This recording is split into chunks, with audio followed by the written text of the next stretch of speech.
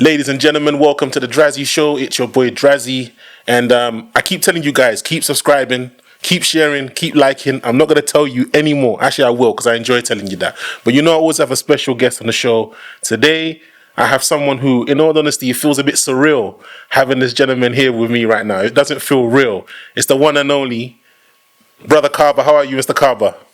Oh, my brother Drazzy, I'm doing excellent, man. Everything is good. I thank you for this opportunity to be able to speak to my community and my family out there at the UK and probably worldwide because I know you got a great following. I try, man. I try. But the honor is all mine. Seriously, like it's all mine. It's a big honor, brother Kaba. To the people in the UK who don't know who you are, what is it that you do, and who is it that you are? Basically, I'm an educator. Here in the States, particularly here in New York, where I'm based, I taught for 31 years. Oh, wow. Our youth. I taught in South Central Bronx. Oh, wow. And I taught there for 31 years. I've taught every grade. I've taught every subject. I taught college, which would be university, Yeah. for 14 years. Wow, that's amazing. Yes, man. Well, that's my background, educator. Mm. And culture, of course, is the cornerstone to what I've attempted to bring to the community. Because I believe that culture is to a human as water is to a fish. Oh, that was amazing. That was amazing. And it's true. It's true. 100%. Yeah, You can't live without it. Hey, man, everything you do, you just like a fish. Everything a fish does, they do in the water. Everything we do in culture. That is so And true. everywhere I've gone, Brother Drazzy, there has been, as Dr. Cheikh Anta Diop, the great Senegalese scholar, said, everywhere I've gone, there's been a cultural unity. It may come in a different language, it may come in a different flavor, but it's always the same, no matter how you look at it, everywhere I go. 100% true. 100% true. So, what kind of stuff do you teach? Because I saw one video one time where you were breaking down molecules and the periodic table, and I was like, whoa. So you have a vast knowledge. Well, what I try to do, brother, well, you see, because I've taught every grade, like my primary license, when I started teaching in New York in 1979, my primary license was in early childhood. I was a kindergarten teacher. And so when you're teaching early grades here in the States, I'm sure it's probably the same in UK and other places, but you teach all the subjects. You teach all the main subjects. You teach social studies, you teach math, you teach science, and you teach language arts, reading, things like that. And so I've had a chance to be able to develop an understanding of how our babies' minds operate. And in so many ways, I think like a child. Because in order to teach a child, you got to think like a child. So when I would be preparing my lessons, I'd be saying, okay, now how am I going to be able to teach this, be it math or science or whatever it was? So I was able to get a mastery of the subjects from a 5-year-old's mind, which is very interesting because I'm an adult, but I'm thinking like a child. And so I approach teaching our community from a perspective of understanding all the subjects are one. Wow. Science is math is the language of science. Just like you teach the alphabet in order to learn how to read books, you learn mathematical calculations in order to do science. Everything we do in science is based on mathematics. I had a student not too long ago. When we went to a school, because I go around the schools now and I teach, talk to the children, talk to the staff. And I normally go around the room and I ask the students, like, what is your favorite subject? What do you really enjoy? And I had a brother tell me, oh, I'm really good in math, but I don't like science. And I said, well, that's impossible.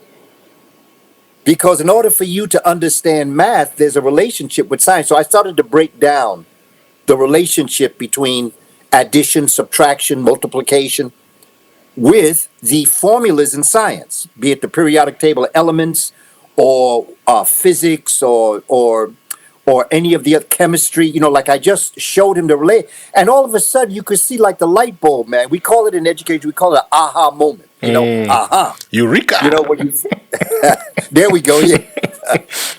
And you could see in his face that for the first time he realized. And you see, that's one of the challenges in the educational system. The Western world thinks dichotomously. It's called dichotomous logic. Dichotomous logic is it's either this or it's that. It's either black or it's white. But to the universal original mind, the African mind, it's what's called diunitary, which means that it's both and it's in balance. And that's where ma'at comes, balance. And so that's really how I approach teaching the subject areas. And because of my relationship with the children throughout all these years, and because I continue to have relationships with the children in terms of teaching them, all the subjects are important. Because you see, Brother Drazi, we have to get scientific, not emotional. One of the things that I find us in our discussions with people, when we're trying to prove a point, we go to the emotional side. Nothing wrong with that. That has its place. But I like to drop it like science, because when you start dropping it on science, you shut the room down. And so that's why science comes from the word scient, SCIENT, which means knowledge. When we think of science, we think of biology, chemistry, astronomy, oceanography, but that's not what the word means. Science means all knowledge, every subject, history, geography, politics, economics, philosophy, it means math and science, reasoning. It means performing arts, communication arts, creative arts. So it's all of the subjects. And when you ground yourself in the scientific approach, then emotion has to be left alone. And that's how I attempt to do it. And I think that's one of the guiding points that I am with my children when I'm teaching them, is because the human mind craves order and arrangement. We want to know how things work.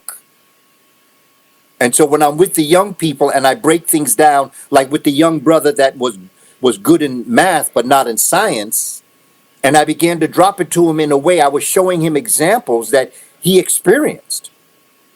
In fifth grade, you're learning different things like, order of operations. You're learning the associative property, the distributive. These are all subjects in math. So when I took those subjects, because I've taught fifth grade math, when I took those subjects and applied it to science and showed him in science class, because he said, yeah, I remember that in science. I said, well, if you can do it in math, you can do it in science. And so that's the key, to approach it from all subjects, not just one subject. Get away from being dichotomous and get into being diunital. Because African folk are diunital thinkers. But the system is dichotomous, not diunital. Man, you just dropped some science on me, man. You just dropped some science. I was just listening quietly like, whoa, this is deep. Where do you think the emotional approach came from? Where do you think that came from? Well, it's in all of us. We are all emotion. See, there's nothing wrong. See, with me, emotion, there's nothing wrong with emotion. It's that you got to know when to apply it and when not to apply it. And when we're in discussions with people, we tend to get, and you see, there's two types of emotion. What I consider to be a non-productive emotion and a productive emotion. A non-productive, sometimes, for the most part, is anger. Okay, because when you get angry, it's very hard to produce, because the way in which your mind is functioning is that it's throwing different types of chaotic thoughts in your head. But now there's another type of emotion that's called passion. In passion, you can produce. You know, when you're a passionate music writer, okay, you sit down and you just start writing music and that music just flows. If you're an artist, you're a painter and you get passionate. You know, you start drawing things up there that you say, where did this come from? Because it comes from your passion. So emotion is not a bad thing.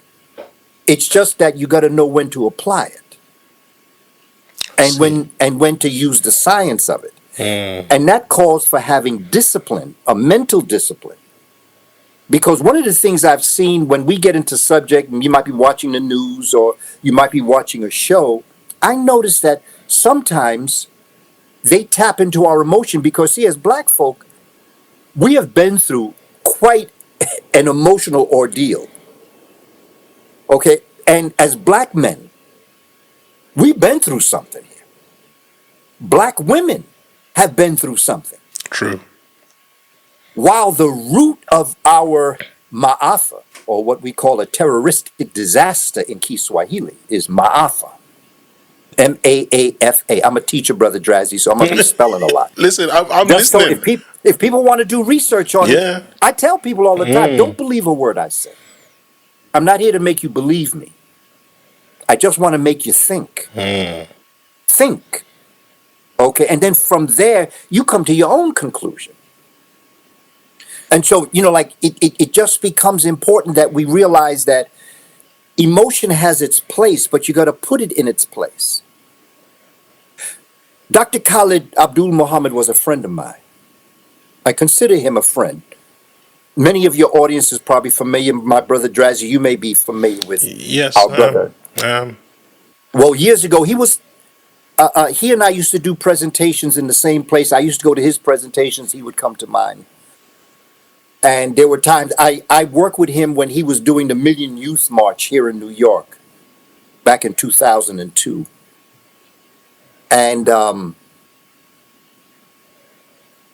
when we would sit down, see, my approach was different than his because he was on fire. Yeah, he was a militant, man. And his son is the complete opposite. His son is the complete opposite. Yeah. I mean, when he come at you full force.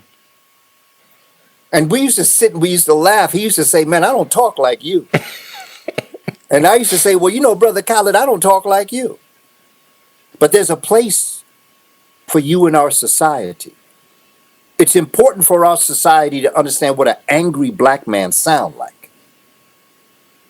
Because too many people approach it a certain way.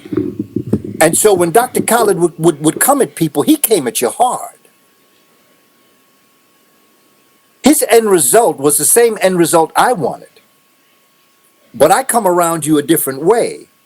So he and I are like a balance of, we're both heading in the same direction, but we're just in different vehicles. Great analogy. Great analogy. Because I've noticed that if I hype an audience up, they won't always get a sense of what I'm trying to teach them. So there has to be your approach in teaching has to be in a way that, particularly with children, your approach has to be in a way that you can allow the mind to settle in on what you're talking about as an educator. But at the same time, when you're a warrior, my approach as a warrior wouldn't be the same as it is as a teacher. And so there's a place for Dr. Khalid. He's the warrior as it relates to activity. I'm a warrior as it relates to information and education. And so when you understand your lane, you stay in your lane and you do what you got to do. So when we would do presentations, by the end of the presentation, the folk was ready to go both ways. But they were heading in the same direction. That's it. That's exactly it. We just two wings on the same bird, but we flying in the same direction. Beautiful, beautiful, beautiful, beautiful. Wow, Oh, that's long amazing. live my brother, Dr. Khalid. Yes. He was and you know, he was one of the softest spoken, kindest brothers I ever knew. For real. When you got him as outside of who he was one of the kindest, one of the most generous brothers you ever want to know. Soft spoken.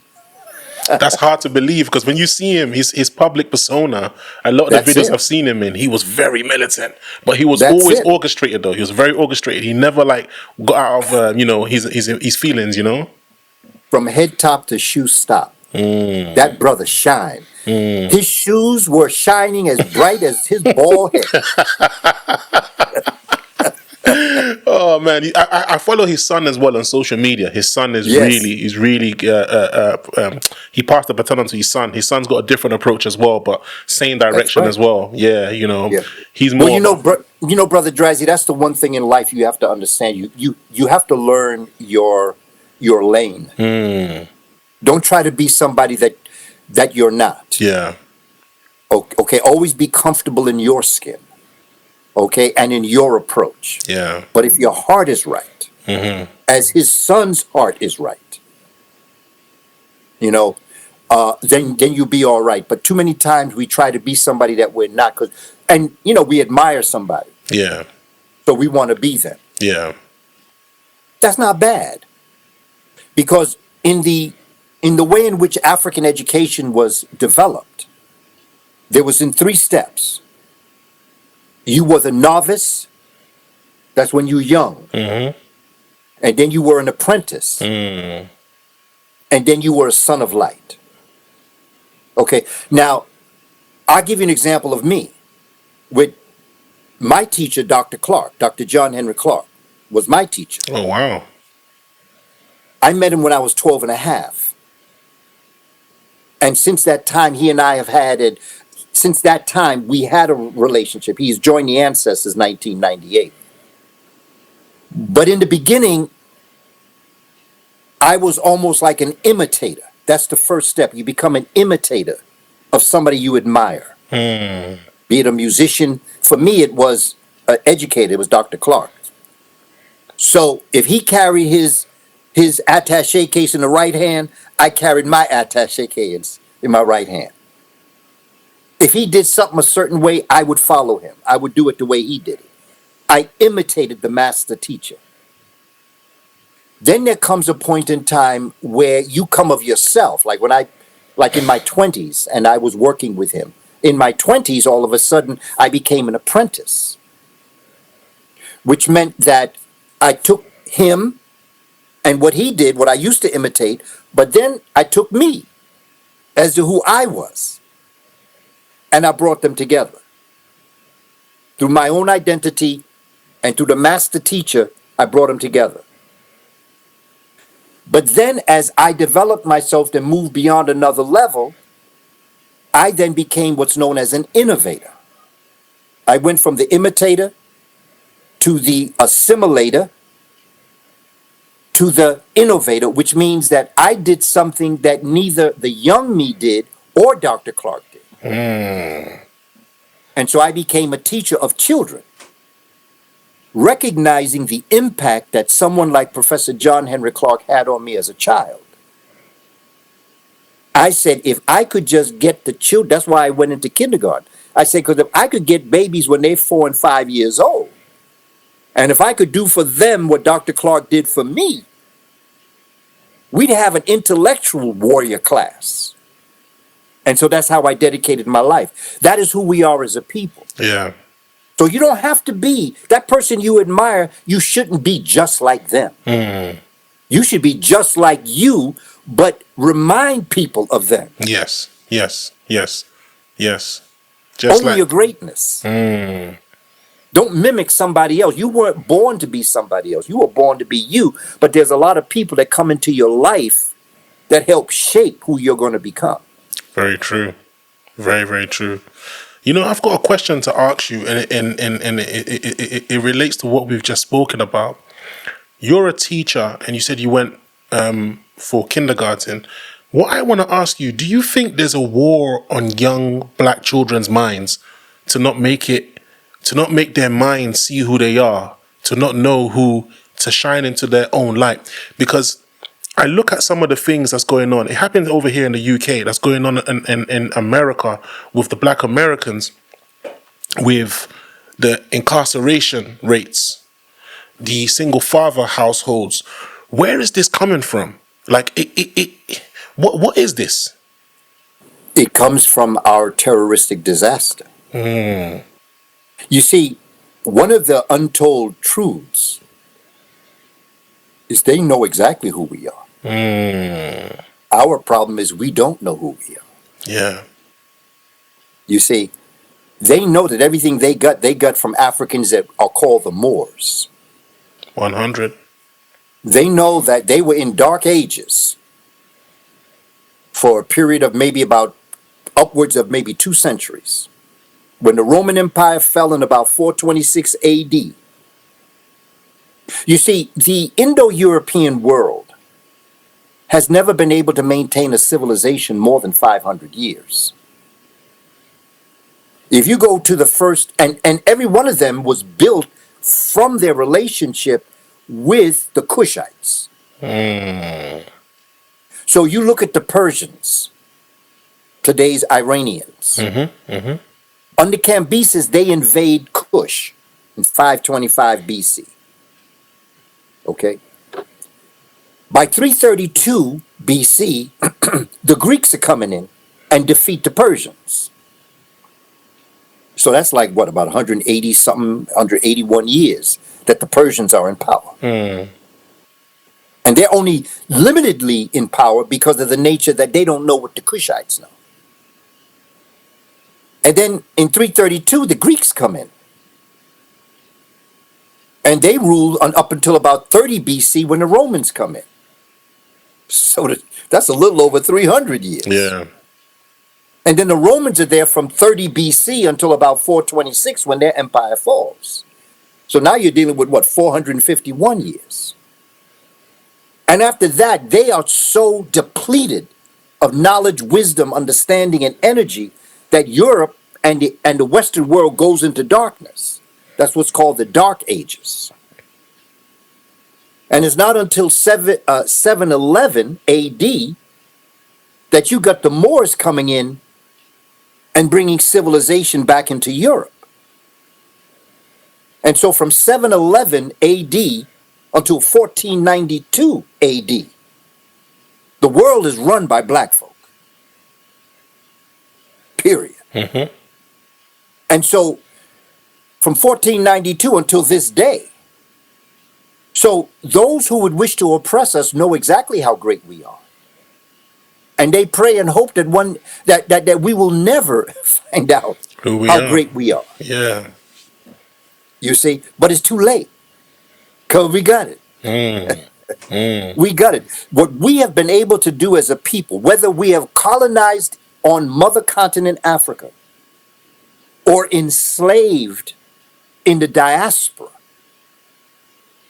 we've been able to fight the devil in hell and somehow make heaven for us. We got to understand how great we are. For real. For real.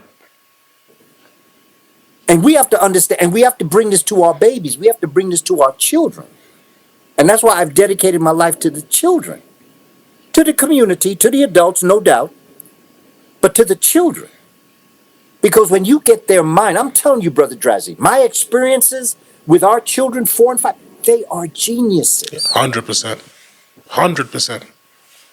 Oh, man, some of the things that come out their mouth, I would say to them, had a child, Kwame, and Kwame used to come up with some thoughts about things, because I always like to have conversations with the children, whether it's math or science or language arts, whatever it is. I always like to use, and this comes from us in terms of the jele, or what's called the griot, storytelling. Because that's how a diunital mind works. A diunital mind works by being able to attach newly acquired information with already acquired information that you were born with. And see, this is something that the European teachers never understood in black children. I say, Kwame, wow, that's really a deep thought. That's really very intelligent, man. Like, where did you get that thought? Did you see it on TV? Did you hear adults talk about it? Did you see a poster in the street that made you think about that? He said, no, Brother Booker T. It was just in my head. And that's when I began to realize that every human being is born with every bit of information that has ever existed, that exists now, and will ever exist. And all I can do as an educator is to facilitate the learner realizing I always knew it. Because when you stop and think about it, brother, how could I put something in your head that wasn't already there? For real. For real. How could I connect that? So a diunital mind, a dichotomous mind, the Western mind, that looks at this or that, also says that I'm teaching you something you didn't know. I tell you, I'm facilitating, you already knew what I said. And when you work with young people, you can see humans learn to be dumb. Wow. I think you need to say that again, please. I think you need to say that again. Think about what I'm saying. Because I've been with children in every phase of their life. From my wife and I have our own children, so I was there from the moment they were born or conceived. So I've been with children throughout their phases of life, right straight through college. And I've come to realize that as you mature, you buy into the system to survive. For you to put food on the table, to pay your rent. See, because whether people realize this or not, Western civilization is a slave plantation. 100%. 100%. Everybody's on the planet. I don't care what your culture background is. You've got the haves and the have-nots. And if they can keep you in survival mode, then you can never rise to become a thrival mode. See, life has survive and thrive.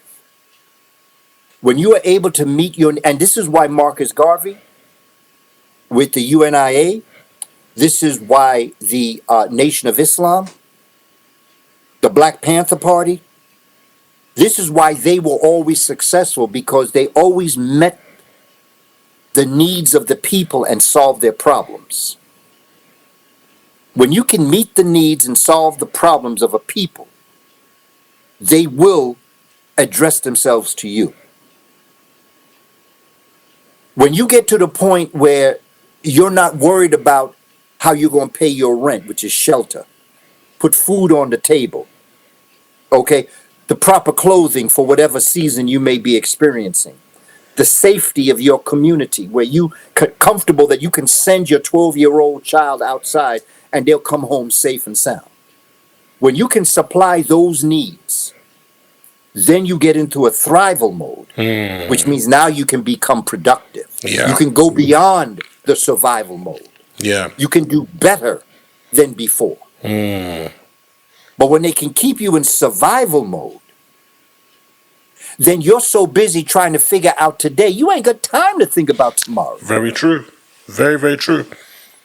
Very true. What you said, I've always agreed with that ethos, because I tell a lot of people how many great minds, you see a lot of these young black children and they can do crazy things with invention and stuff. But the governments from these countries, especially, I'm talking about Africa, the governments from these countries don't know what to do with these kids. So NASA comes and takes them. Cambridge University, Oxford University comes and takes them. And now they give that greatness to a country that's in thrive mode. Do you know what I mean? That's right. You know? Yes. It's Yes. deep. It's deep. It's deep. And see, that's what the Moors did. You see, the thing about Western civilization, Indo-Europeans, because of the nature of their early cradle in the ice, they're people poor, they are material poor, and they are, like the natural resources. They're people poor, material poor, and land poor. And so that's why they had to expand out into other lands. and take those lands. And they brought with them this Iceman's mentality, which demands that you fight for everything. And even if you have everybody in the community's food and somebody got a chicken bone, you want that too. Yep. That's the ice mentality. And then you create a god like that. Your god becomes your environment. So now you have an angry and jealous god. In Africa, man, in the Caribbean in particular, although that was colonized, but in Africa, you got a brother and a sister that have the food come up out the land. Okay, it just comes up. You don't even have to do nothing. It just comes up. Yep. And so there's a visitor, there's a traveler that comes by and sees you got mango, and say, I'm traveling. Do you mind if I take a few of your mango on my trip? Say sure, because you know that the Creator is going to put another mango in the place that you're going to give this brother a mango. In fact, if he dropped that seed after he eat the mango, now you're going to have more mangoes even with that seed. And so you say, sure, take it. And the person that takes it ain't going to take 200 of them, because he knows that down the road he's going to come upon someone that may have another type of food. So he takes what he needs. That's it. No more than that. Maybe 3 or 4. Goes down to the next place. They welcome him. They say, I don't have a place to stay. Do you mind if I just set up where you are? Sure. That's a son mentality. Because your God has given you and has blessed you and has loved you. And so with that, reciprocally, you love other people. And so this is our mentality. Our problem was the wrong people came amongst us with an ice mentality. And we shared through our God's love mentality. And we didn't know who we were dealing with. Yeah. They saw it and thought these people are gullible. Look at them. They're so nice. Yeah. They're so nice. Yeah. It's not gullible. It is the highest form of humanity. It is the purpose why we were put on this planet. Very true. Very true. But you see, we have now learned how to deal with the situation, because we ain't never saw nobody like that before. It's not that Africa didn't have their problems. Greed, avarice, brutality, that's a human quality. But it was the exception, not the rule. And when that showed its ugly face in our community, we put it down immediately. By any means necessary. Yep. There were repercussions for these things. Oh, yes. Oh, yes, there were. And we took care of that. So I'm not trying to paint Africa as a place that didn't have none of these negative aspects. Because we did. Yeah. But it was the exception and not the rule. Because our environment was a loving environment. It was a sun environment. Come on. Brother Drazzy, you in UK, I'm in the United States, man. Yeah. It's cold here right now. It's cold here too. It's cold. You know what I'm saying? Yeah. And so when you walk in the street, you meet your boy, you talking to him, you say, hey, yo, man, can we go indoors, please? It's a little bit cold out here. Yeah. But when summertime comes, you're hanging on the block. Yeah. You say, yo, man, what's going on? For a half hour, you sitting there just, going back and forth with your friends. Okay? You're sitting on your stoop. Ain't nobody sitting in the stoop in New York. We all in our little caves right now. But when the summertime comes and the sun is bright and it's a beautiful day and all the flowers are out, we want to breathe in all that oxygen. We outside. Think of that as a mentality of a life system. Yeah. Think of permanent winter compared to permanent summer. And that's what the case was. That's exactly what the case was. It's funny because Yeah. when I look at history, I've got a very warped mind. When I think of history, I always think of a theme. So I imagine what you said, like weather, and I imagine beautiful tropical plants. I imagine even if it's like a desert type. I imagine people who've created their own tents, created ways of surviving in the desert. They found ways to bring greenery there because apparently they found certain proof that most of the Sahara Desert was actually greenery at some point. They've even found like bones of whales, which means there was some type of ocean in these areas. So I imagine that, and I think to myself, imagine having all that beautiful sun and beautiful tropical environment, and you've got the mangoes, you've got the pineapples, you've got everything that you need. And you're learning to harvest it to grow more. So you're not greedy and just taking the seeds and throwing the seeds away. You're recycling every single thing. And then you look at the other people, the ice people's environment, and they're in caves, it's harsh, it's cold. They've got to now go out there and hunt and bring it to their caves to protect it from other threats. And it's funny because that's even the reason why they love dogs so much. I always wondered, why have they always got dogs in their house? Why they love dogs and they make the dogs lick their face? And I remembered, if you look at the cave mentality, what animal would you have to protect you from invaders? A dog. It's going to yell, it's going to bark, and it's living in a cave with you. So if it's in a cave with you, it's in close environment. It's in a very close environment with you.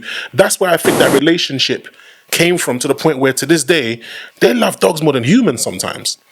Some of the way they treat other human beings, but if you do a dog that way, it's like, I've seen videos where police officers have shot dogs and everyone's going crazy. Police officers shoot African American and it's like, oh, well, he shouldn't resist, he shouldn't have resisted. There's an excuse. But when there's a dog, it's like, oh my God. How could he do that? So the mentalities are very, very different. Definitely different mentalities.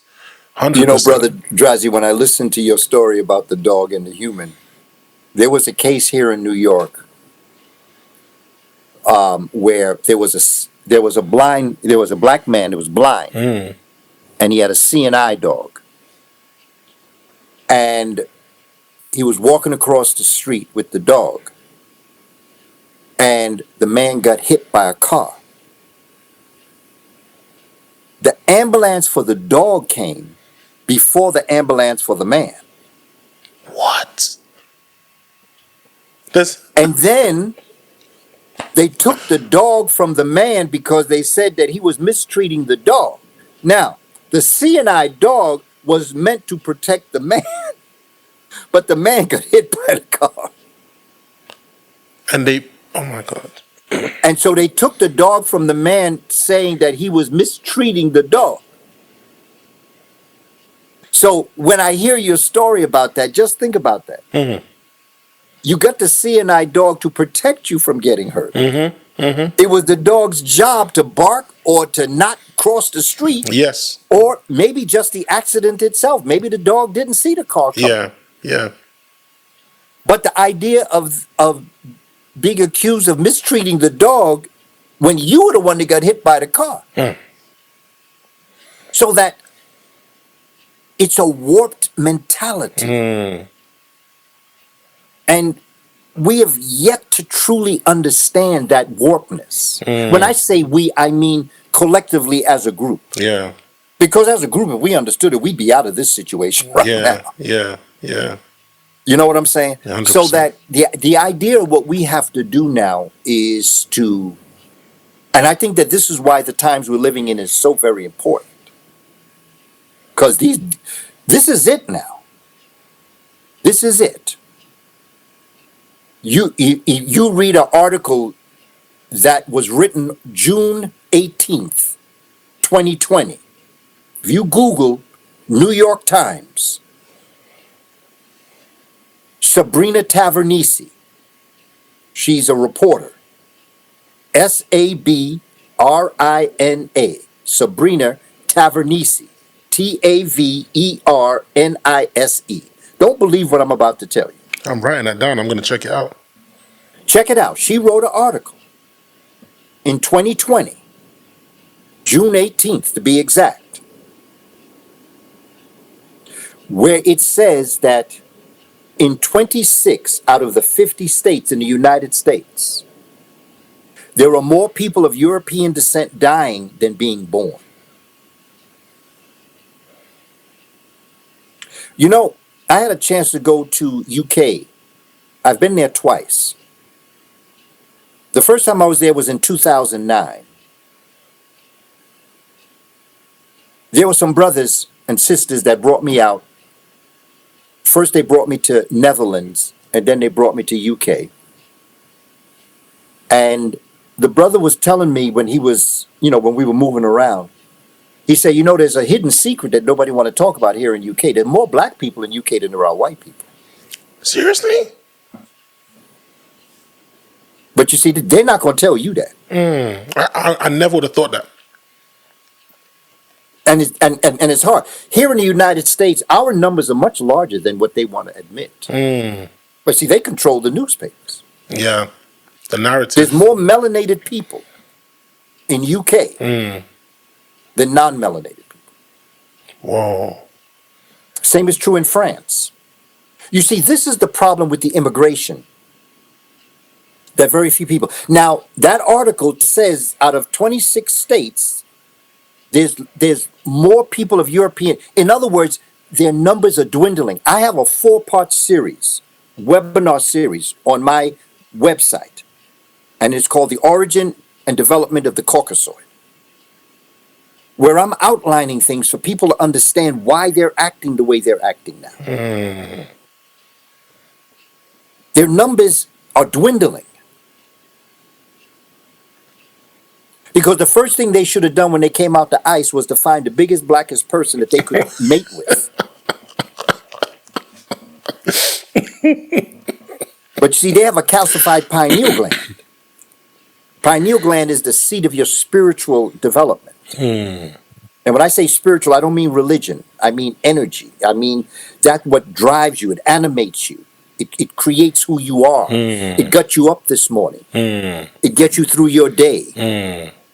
That's your pineal gland, and it secretes hormones. In the absence of the sun, it secretes what's called melatonin. In the presence of the sun, it secretes serotonin. And that is that free flow of those hormones is what creates who you are as a people. Now, in the ice, imagine you have a grape, plump, juicy grape. You take that grape and you put it in the sun. The sun will absorb the liquid out of it. Becomes a raisin. A raisin is a sun-dried grape. Now, with that same thought process, think of a pineal gland that in its original place, it's plump. It looks like a pine cone. It's small, look like a pine cone. Very juicy. Put it in the ice. Becomes freeze-dried. And so the African that went into the northern climate and experienced the ice age developed what's known as a calcified pineal gland. You look at a grape, you look at a raisin, the way it looks, shriveled up raisin, is the same way a calcified pineal gland looks compared to a plump, healthy pineal gland in the brain, the limbic system. Well, with that concept, them coming back down, they came back down with a calcified pineal gland. And they developed a society around that. And because of that, they had a deep fear. See, they don't hate us. They fear us. Because they know it's like having a panther by the tail and you're swinging it around. You're getting too tired to keep swinging, but you're afraid to let it go for what's going to happen. That's the society we're living in now. They know we know now. Okay? You could burn the books. You could steal the books. You can even ban the books. But we already got the books. See, they got the watch, but we got the time. Oof. I like that. Every day we wake up, Brother Drasky, your audience, every day that we wake up, we're winning. Understand that. Every day you can get past hurting one of your brothers or sisters in the street, every time you can build them up and help them out, you're winning. Yeah. Yeah. And when you bring harm to your brother or sister, you bring harm to yourself. Very true. You're helping them destroy you. Yeah. Yeah. Yeah. You know, it's funny what you're saying, because when I was younger, I used to love hip hop. I still do.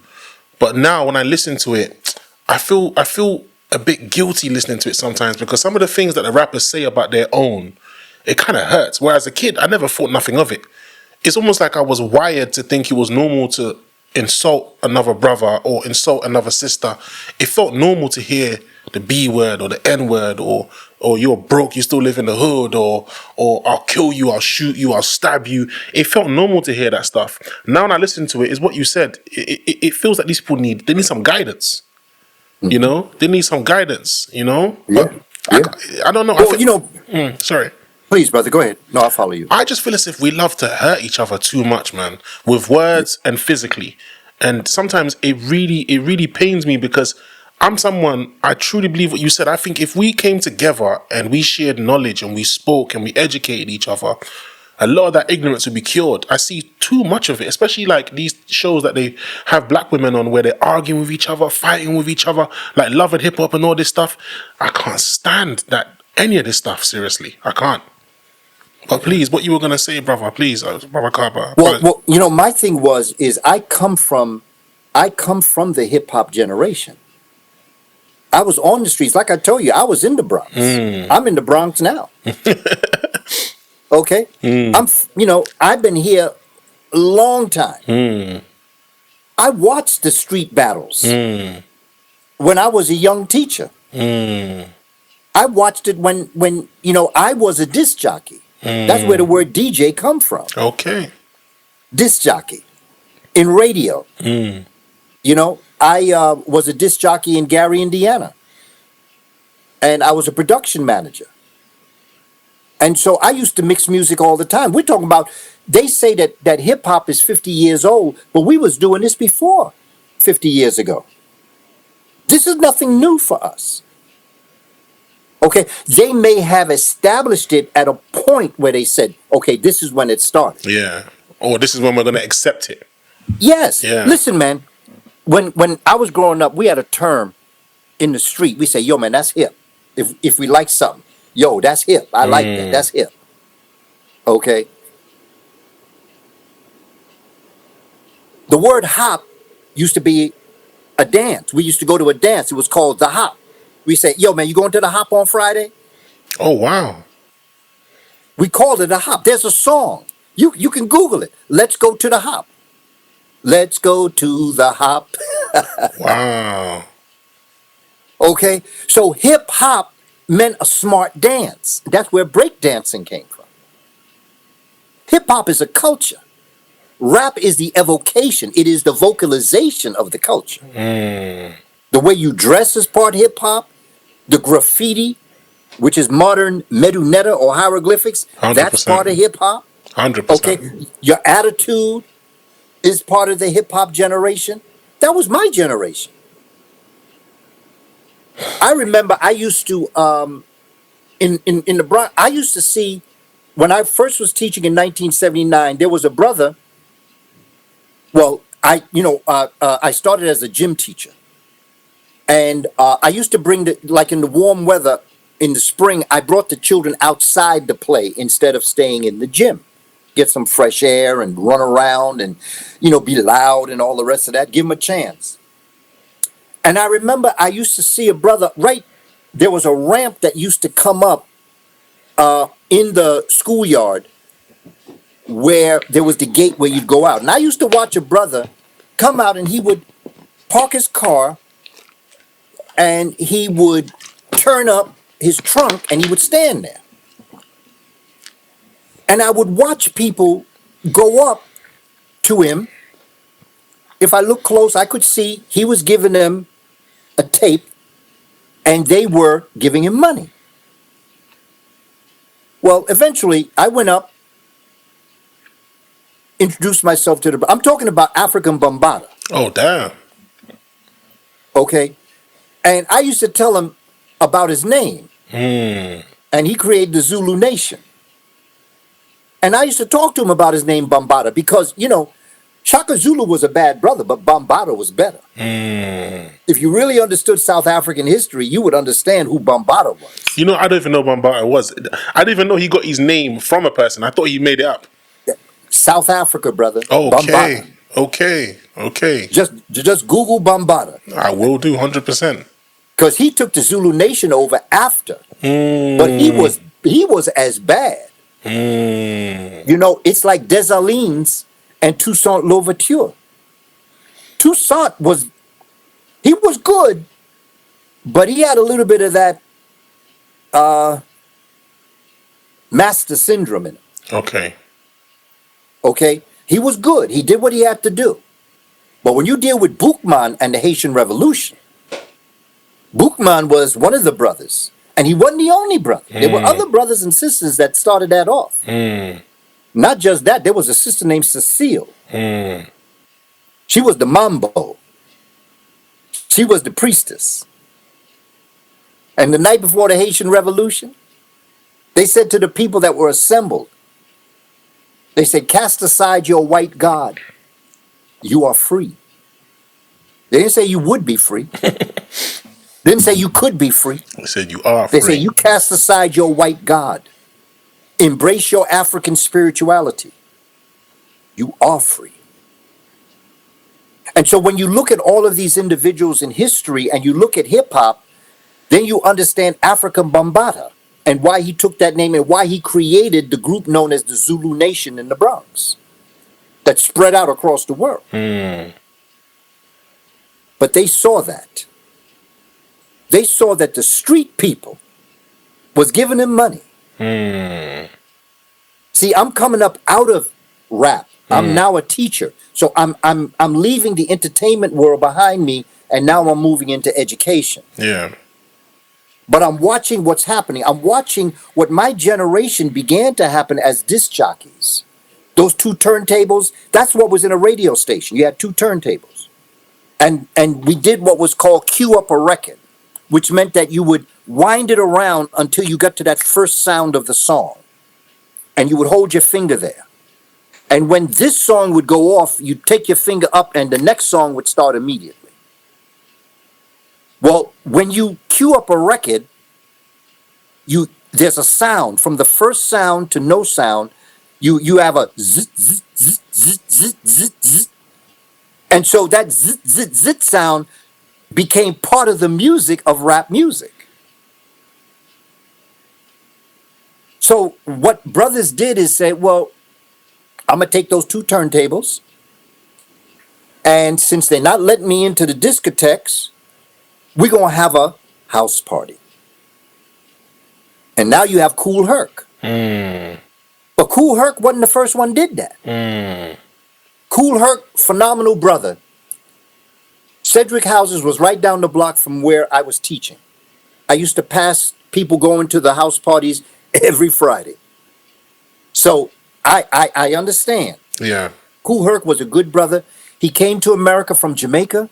He was impacted by the culture here. Yeah. And he blended with it. And you see, there's a cultural unity now. You can be from Jamaica and I can be from America. But there are ties that bind us together. 100%. And so with those ties that binded Kool Herc to the black community, that is when all of this phenomenal things started happening. And that is the concept. But the point that I'm trying to make, Brother Drazi, and to the community, they saw it was a money-making venture, but they also saw that it was born out of revolution in America. It was born out of the Black Panther Party. It was born out of Sonia Sanchez, Nikki Giovanni, Gil Scott-Heron, the Last Poets. Okay, it was born out of revolution. It was born out of the civil rights movement. It was born out of Malcolm X. You know, the Black Panther Party wanted to name themselves. They were not necessarily going to call themselves the Black Panther Party. Originally, they were going to call themselves the Children of Malcolm X. For real? That was the original name they were going to call themselves. Never ever heard that before. Yeah. Oh, wow. And that comes from the old heads that were, see, because I was young when I was in the Panther Party. I was the young brother that would go to the meetings. I was impacted by the old heads. Because when the Black Panther Party was formed in 66, I was 12 years old. Wow. On my way to becoming 13. So they wouldn't give me no guns. You wanted one, didn't it? You wanted Oh, I one. wanted one for sure. Because I had just about enough of this nonsense. But you were too young. So Yeah. they didn't, so I used to go to the breakfast programs. My first words in Kiswahili I learned from the Black Panther meetings. Oh, wow. Jambo Wow. means hello, Kwaheri means goodbye, Bwana means mister. We need to make Medu or hieroglyphs the classical African language. Just like Greek language is to the Yeah. Western world, Yes. Yes. Medu should become our classical language. The practical spoken language should be Kiswahili. I go to Brazil. My brothers and sisters speak Portuguese. I speak English. We should speak Kiswahili to each other. I go to Puerto Rico. Brothers and sisters speak Spanish. I speak English. We should communicate in Kiswahili. I go to Nigeria. My brothers and sisters speak Yoruba or Igbo or Hausa Fulani. I speak English. We should speak Kiswahili to each other. We need a unifying language of the African world that brings us all together. All the languages have their place. There's no doubt. But we need a practical language. Kiswahili comes from the original language spoken in Central Southern Africa. That's where it's based. It comes out of the Click language of Southern Africa. And if people want to know what Click language sound like, go to a song by Miriam Makeba. Miriam Makeba. She has a song called Pata Pata. Pata. Very famous when I was young. And in that she clicks. You can take the Click language. I'm doing work on the relationship between the Click language and the beats in hip hop. Oh, for real? In rap. For real? Yeah, there's a relationship. Okay. In fact, not only is there a relationship between the Click language of Southern Africa, the original language of the human family was Click. Not only is there a relationship between the beats and rap, but I can also show you how it sounds like the piano when Thelonious Monk and jazz was playing. I can show you where it is in Beethoven's music when he was doing classical, because that's another brother. A lot of folk don't know Beethoven was black. Trust me. It's all coming out now. It's all coming out now. It's all coming out now. There's a sign outside his house in Bonn, Germany, and in Vienna, Austria. There's a sign outside his house that says Schwarzer Spanier-Haus, which means the Black Spaniard's house. Schwarzer Spanier-Haus. Google it. I didn't know that. That's why I say, don't believe me. Yeah. Google Beethoven's house. You'll see a sign. It says Schwarzer, black, Spanier, Spaniard's house, Haus. Because apparently he was black. He was a Moor, wasn't he? He was a Moor. His name was Stoven Bey. But he took the Bey on the end, his father brought it to the front, added an E instead of a Y, and it became, so why we call him Beethoven? We should be calling him Beethoven. I've even heard Shakespeare. Shakespeare was a Moor as well. Oh yeah, but you see, the thing is that Shakespeare is a figment of people's imagination. Why'd you say that? Because he didn't really exist. Because he was a Moor, they didn't want to identify him as a Moor, so they created a white man. It's just like Euclid. Okay, that's what you mean. The image of him is similar to like Jesus. Yes, exactly. Or Euclid's geometry. Nobody would tell you Euclid was a black man in Greece. So they put pictures of a white man above Euclid's geometry when they mention him, and you think he looked like that. Beethoven didn't look. I got pictures of Beethoven. When you look at his face is structured like an African. The brow ridge, the nasal index, but most importantly, the prognostic jaw. the jaw that juts out. You know, they have a scientific machine called a craniometric machine. Cranio meaning skull, metric meaning to It's measure. a measurement, yeah. And what they do is that they will put. Hold on a minute, bro. No problem, brother Kaba. I didn't realize. Okay, that's better.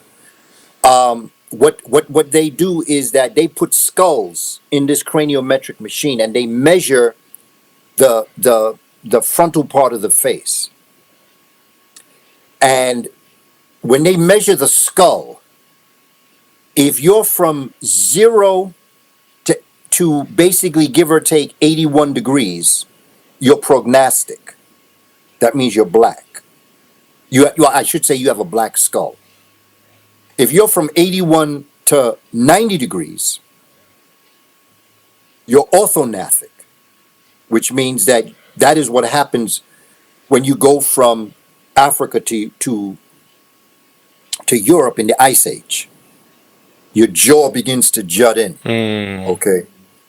A black face, when you look on the side, the jaw juts Yeah. out. Yeah. It's called prognathic. When you're in the ice, your face begins to recede inside your skull.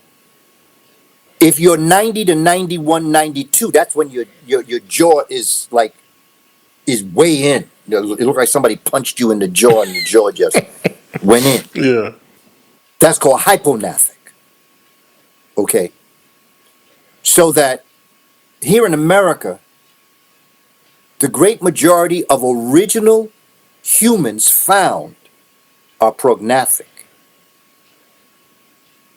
If you want to, like when you call it the tube there, we call it the subway. Yeah.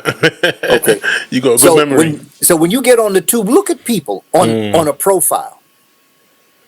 You'll see white people with a prognathic jaw. It's the brow ridge. You see, we get caught up in complexion. That's not how you judge a person. You judge a person by their brow ridge, by their nasal index, the width of their nose area, and their jaw. That's how you can identify somebody. You can't do it by melanin skin or non-melanated. That's not what determines. It's the skull that will tell you. That's very interesting. Who that person is. That's very, very interesting. Because I've met some people. I look at them and I'm thinking, you look like you've got some black in you, and I'm just trying. Oh yeah. And they do. Brother Drazzy, there's only one race on the planet, and that's the human race. And that human race was conceived, born, nurtured, sustained, educated, technologized, civilized in Africa, particularly in Central and Southern Africa. And when that African, they're known as the Twa Mbuti Khoisan people. They're derogatorily called pygmies. Those are the original family. We'll never understand anything about us if we don't respect and honor the Twa people. We tend to want to laugh at them because they're short, very short, sometimes 3'8", fully grown human beings, 3'8", 4 foot, 4'2". Their giants were like about 4'8". So we don't understand that Europeans are non-melanated Africans. It's just simple like that. Yeah, it's funny you say that because I spoke with I don't know if you heard of Brother Robin Walker. Oh yes, yeah. When we ruled, I had him on the show and I said to him in a jokey way, but it made sense. I said, well, technically the whole world is just black on black violence then. The whole world is it's literally a bunch of black people who've gone off, now are coming back and attacking their ancestors, and their ancestors hate them for what they've done to them, and it's just a bunch of black people just doing madness to each other. When you actually look at it from a scientific perspective, yes, that's exactly what's going on. Yes. And think about if people from another planet came down to observe us. They'll say we're crazy. They will say we're crazy, especially if they can study our DNA and realize, hold on, you guys are all the bloody same. You're all the same. What's wrong with you? That's it. And to think of the amount of money that was spent. Let's just take the Ukraine conflict. Think of the billions of dollars that was spent to kill each other. And think of what that could have done for all of the people around the world that need food, clothing, shelter. 100%. Think of someone from not of this planet. Think of a human group that has existed for over 200 million years. See, they say that we existed for 5 million years. Okay. Some people say a little bit less and more. I'm telling you, when we get our history done, we've been around a lot longer than that. 100%. But let's just say, think of a people that have existed for over 2, maybe 300 million years. Think of their home planet where their sun is 20 billion times the size of our sun. Think of them having 250,000 planets that revolve around that sun, of which they're one. And that they have existed for 200 to 300 million years. The level of their sophistication, their telepathic abilities, their knowledge and wisdom of the cosmic universe coming down and observing us.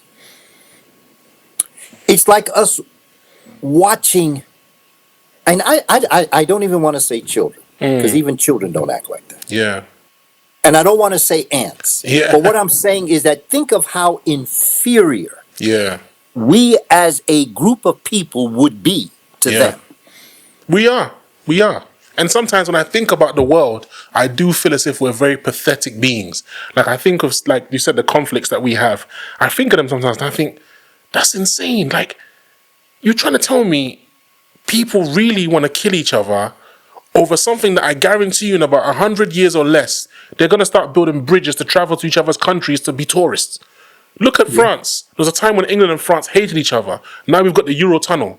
There's a time when England and Germany hated each other. Now you can go to Germany and live there. You can travel there. You can be a tourist. We're insane. Like, sometimes I wonder what's wrong with us. We're actually, it's like we can't get along. You know, it's funny. My uncle used to have this analogy. He used to say, God is like a kindergarten teacher and we are the children. They left us alone and we just do not know how to get along. Then they come back and bring order and peace.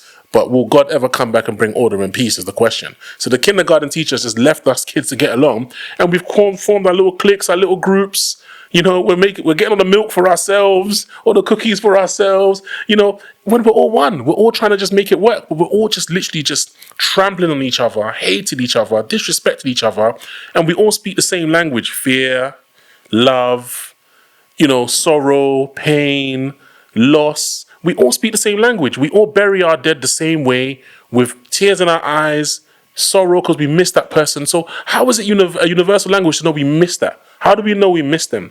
How is it a universal language to all of us to create this thing? We've all created our own versions of God. It's a universal language. We've all said there must be a higher purpose. There must be a higher being. We've all created something or someone to lead us to that higher place. All of us. We all created a bow and arrow. That's not a coincidence. Every civilization found had the bow and arrow or some form of weaponry. We have a one language, but we just don't want to see these things.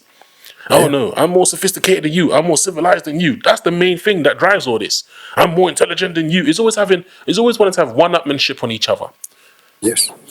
And it's sickening. But Brother Kaba, I wanted to ask you, were you on the intro of Wu-Tang's album? I was on the album, The Saga Continues. Okay, but you were not on Wu-Tang Forever, the second album intro? I could have been. It's according to which one that is, because I did something in Los Angeles that he wanted to put on his album. I see. So there's two things I've done for him. I'm talking about Brother Mathematics. Mathematics, yeah. Yeah. The Saga Continues has me number 17. It's called Message. Okay. I had gone to Los Angeles to do some teacher training. And I was contacted by a brother that was doing a documentary, brother named Kenyatta Griggs. Oh, And I've he heard was the name. producing this documentary. He asked me if I'd be interested in being a part of it. So I said, sure. And so he picked me up after I did the teacher training, and he brought me to a park in Los Angeles. And I had to use the restroom. So I said, I'm going to use, and the restroom was in the gymnasium that was in this park. Mm-hmm. And when I went in, this young brother recognized me. And he said, wow, what you doing here? And I said, well, I'm going to do a documentary, but I just needed to use the restroom real quick. Do you know where it is? He showed me where it was. Long story short, when I came out, he asked me, can I sit and watch? He's a young brother, 17, 18 years old. I said, sure. And so he beckoned some of his friends to go with him. And so they said, well, where you want to sit? I said, I'd like to sit on that rock right there. So I sat on the rock, and Kenyatta asked me questions that he wanted in the documentary. It's called Secret to Ballin', by the way. Secrets of You can Balling. Google Okay. that. It's called Secret to Ballin'. And at the end of the questions, young brother asked if he could ask a question. And so I said, yeah, sure. I looked at Kenyatta. Kenyatta said, okay. I said, sure. And so the young brother asked me a question. What would you tell my generation? What message would you give my generation? And I answered it. Okay. When Kenyatta is known as the barber of the stars. And so he was able, he did Snoop Dogg and Faith Evans and Wu-Tang Clan, Redman and others. And when they were sitting there reviewing the tape, they came upon that segment where I was talking to that young person. And Mathematics says, I got to put this on my next album. Mm. So when you listen to Message on The Saga Continues, that was live. He put music behind it, but that was live. That wasn't in the studio. That's Okay. me talking to a young brother On tape. as to what message would I give young people today, I see. you know. Yeah. But again, it goes back to working with, like, for instance, Mathematics and Wu-Tang, they're all really heavily influenced by the 5% Nation of God's Own Yeah. Earth. Definitely. Definitely. And I remember Clarence 13X, who became Father Allah. You actually met him? No, I didn't. Mm-hmm. I can't say I did, but I saw him. All right. Okay. Because they used to always say, hey, man, you know who that brother is right there? And see, they got the Mecca on their mosque on 126th Street here in New York. And I know that there's a lot of people been influenced by the 5% Nation. But see, I was with the 5% Nation, not a part of the 5% Nation, but the science of my work has drawn a lot of the 5% Nation to the work that I'm doing. I see. I see. Because they're very much Clarence 13X, you see, and that's another thing that people don't talk about in terms of the Nation of Islam and Malcolm X, and now even Minister Louis Farrakhan, even my interview with 19 Keys. Okay, it's math. That's why Mathematics calls himself Mathematics, Mm. because of the 5% Nation. Yeah. Yeah. And so when you study Clarence 13X, okay, I saw him as a young man. I saw him in Harlem.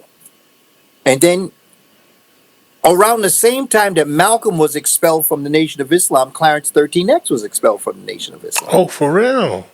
Yeah. Okay. And then I thought he naturally just drew away. I didn't know he was expelled. Well, it was a combination of both, but, because you see, Clarence 13X was the type of brother, he was street, just like a lot of the members of the Nation of Islam. They come from the street. Yeah.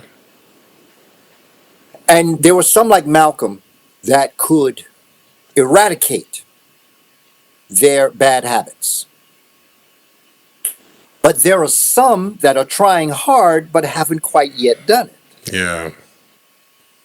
And 13X, Minister Clarence 13X, wanted to be able to have like a limbo place where those that wanted to be a part of the nation but still ate pork, drank, smoked, okay? They wanted to, but they couldn't cut the habit yet. And Minister Clarence 13X believed that there was a place for them in the Nation of Islam. And the nation said, no. When you come here, you got to be clean. Yeah. And Minister 13X believed that there was a place for them. And so that's where the nations of gods on earth came from. They eventually kicked everything they needed to kick. They eventually became the scientists that they became, but they just needed a little bit more time, like so many of us. Yeah, yeah. We need a little bit more time to perfect our blackness. Definitely. It's funny you say that because I have heard from a lot of people who left the Nation of Islam, and they said because they were too regimental, they were forcing things to happen too soon. So a lot of people felt like, I need my space. And what you said is so true. Sometimes you've got to give people that time. But yet at the same time, I kind of get it. When you give people too much grace period, they might not ever learn because they'll have too much time to relax, that they won't take the knowledge and the teaching seriously. So it's a fine balance, man. It's a very fine balance. Yes, it is. Yeah. And you see, that's the challenge with all human beings. Some of us are ready, some of us are not. Some of us need a little bit more time to get ready, and some of us will never get ready. Very true. Because for whatever human reasons, we're not going to be able to do that. And that's the fine line that you talk about, Brother Drazi, that you just understand. But Clarence 13X lives amongst us today in hip-hop. Yeah, 100%. Jay-Z is hip-hop. Yeah, and Jay-Z was a 5%er. He was a 5%er. Yeah, Busta Rhymes, Wu-Tang, you name it. All of these folk at one time or other came to presentations that I did. Do you know who I was very shocked used to be a 5%er? Prodigy of Mobb Deep. Mm-hmm. I was very shocked when I read his book and I was like, you? A 5%er? Yeah. Because he was very gangster. But and then towards his end, he started talking about the 5%er knowledge and I realized, so maybe you use that to get your foot in the door. We all have history, Brother Drazi. I was born and raised in a project. I went through my evolution. Yeah. I have history. And I think that the history that I have come through has helped me understand Malcolm a lot better. Because with that is my knowledge of the street is what allowed me to sit here with you now at the age that I am. Yes, sir. You don't get to be an elder by being a fool. Mm-hmm. And the street knowledge that I bring to the streets, I mean, I've been with Bloods and Crips. I've been with the street organizations of the Bronx. This is where I'm from. I'm from right deep down. I'm from a project in Midtown Manhattan. But I spent a lot of time in the Bronx, and then I moved to the Bronx and taught in the Bronx, and so my life has been in the Bronx. Yeah. So I know the streets, and I know how to navigate the streets. But I also know how to present this information in a way that our community can assimilate it. And that's something that I picked up from people like Malcolm. From people like John Henry Clark. And this is something that has allowed me to, I taught at Rikers Island. Oh, wow. I taught Rikers Island for years. In fact, I also did staff development for the teachers, because Rikers Island has a high school.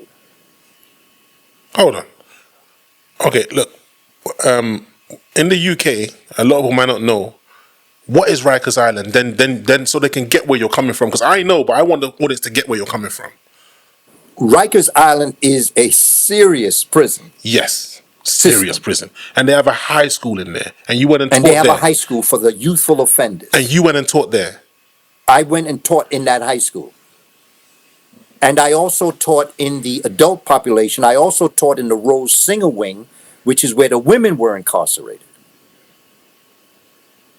And so I've taught in penitentiaries in California, at Atwater Penitentiary, right outside of Fresno, California. Mm-mm.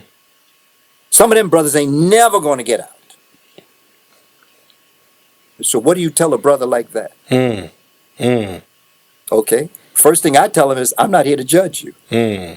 You already been judged. That's why you're here. For real. For real. I'm here to bring the type of information that can make your life, no matter where it may come from here, make it so you know who you are as a person. And I've taught in a prison for real youthful offenders. It's called Harlem Valley Secure Center here in New York State. It's not in the city, it's in the state. Mm. It's in Wingate, New York. I've taught offender 8-year-old shot up his family. 8-year-old. 8-year-old was in prison because he was born out of, his mother married another man after he was born. This was not his father that he was with. Okay? And they had 2 children. The husband, his Yeah. mother And and the new husband, yeah. had 2 children. Mm. And because he was the outside, he wasn't treated very well. So one day he found a gun in his house and he shot everybody up. Even his brothers and sisters. Yeah. Killed everyone. Yeah, because he felt that they were getting all the attention. Wow. And this 8-year-old was in prison. 8-year-old was in what's called the Harlem Valley Secure Center. So what do they do with an 8-year-old in prison? Like, it's an 8-year-old. What do they do? Like, they don't even know what imprisonment means. Like, That's where we are, brother. Brother Kaba. So I've been able to touch us as a people in many different facets of our life. And I love us unconditionally. Hmm. And if you're black, anywhere in the world, in 2025, and you're still alive, I got nothing but love for you. Because you're a miracle. Because you ain't supposed to be here. Mm. If those that designed this society called Western civilization had their way, you would either be back in Africa, stark raving berserk, or dead. Mm. And if you ain't one of those 3, Mm. then you're a miracle. Mm. And even those that have returned back to Africa, you're a miracle. For real. For real. The colonialism of Africa, you see, we as a people have to look at what has happened to us as a people. The colonialism of Africa and the enslavement of the diaspora was meant to fuel something. And we are at the point of the end right now, Brother Drazi. Their time, Western civilization's time, is up. It's done. Stick a fork. It's done. But my question is, well, let me say this. No matter what they do, as horrific as it may be, I am not surprised. I'm surprised if we're surprised. After what I know about them and what they have done. You see, it's not just what they did to human beings. If black folk decided to get online to pay the Western civilization back for what they did, we'd probably be maybe 6th online. The first online would be the white woman. That's quite interesting you say that. Long before he knew how to enslave us, he enslaved her. In fact, he learned how to enslave us by enslaving her.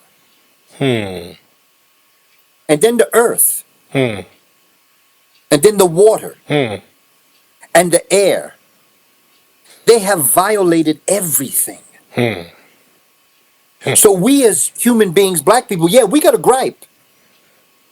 But there's a whole bunch of people in line in front of us that they have violated.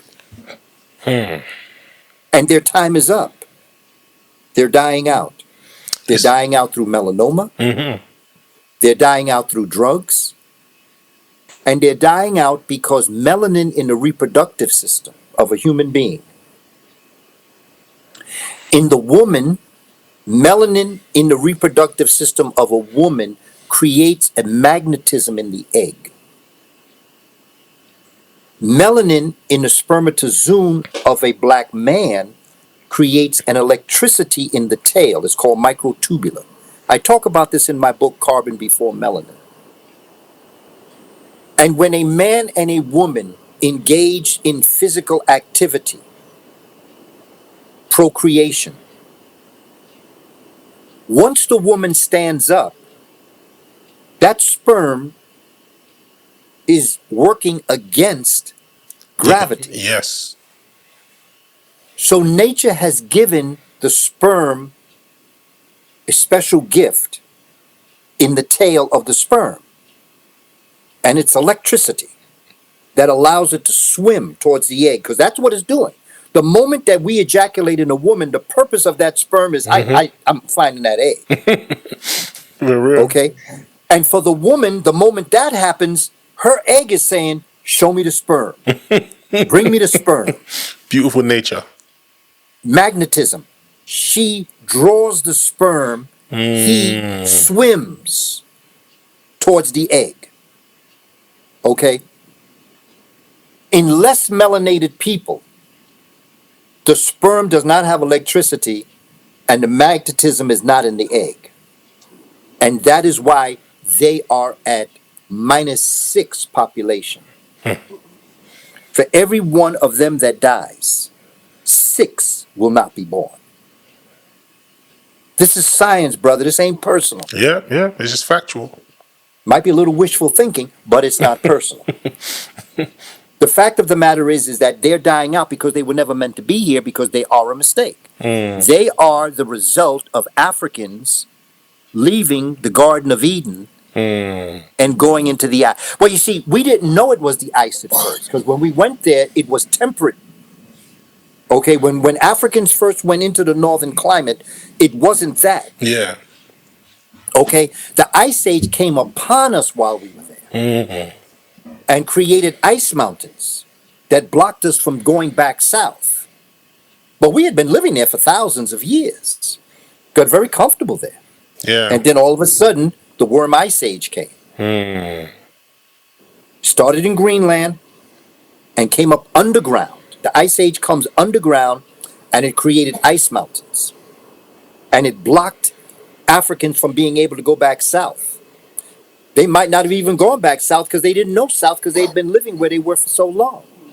Generations. There were generations that never saw the sun, Brother Drazzy. Jeez. You know what's so funny? They discovered the bones of the oldest bones in UK. I don't know if it's Europe, but I know it's definitely UK. And when they done the reconstruction, like you said earlier about the structure of the human skull, they discovered it was a black man, and it's called Cheddar Man. Oh, yes. Yeah. Oh, yes. And the only problem with that is they gave him blue eyes. He didn't have yeah. See, but they got to put themselves there Oh somehow. yeah, 100%, 100%. Anyone with common sense can see that from a mile away. But it's interesting, man. It's so interesting. I wanted to ask you something, Brother Kaba.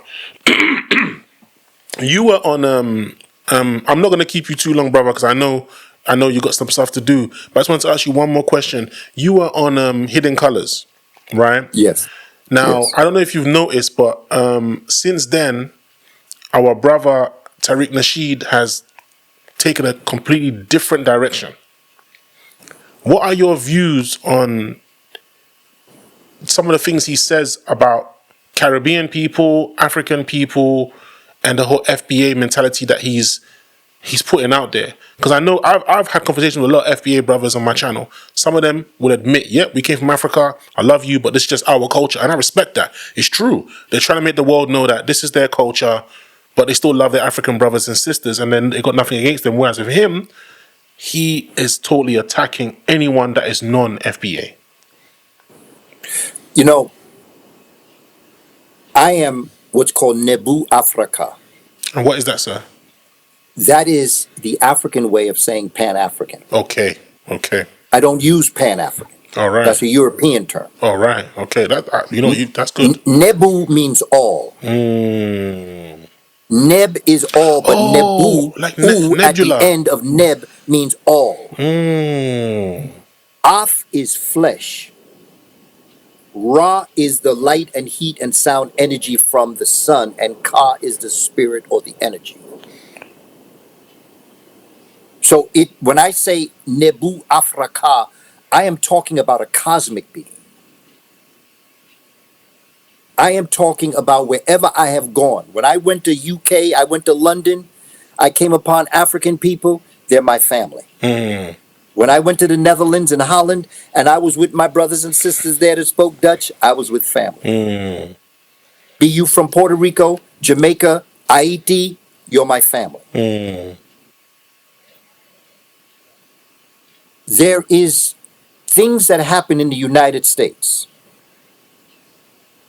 where I personally am a foundational Black American. In other words, foundational Black American is an African who has ancestry from the United States of America specifically. Mm. My mother is from Boston, Massachusetts, and my father is from Tuskegee, Alabama. Mm.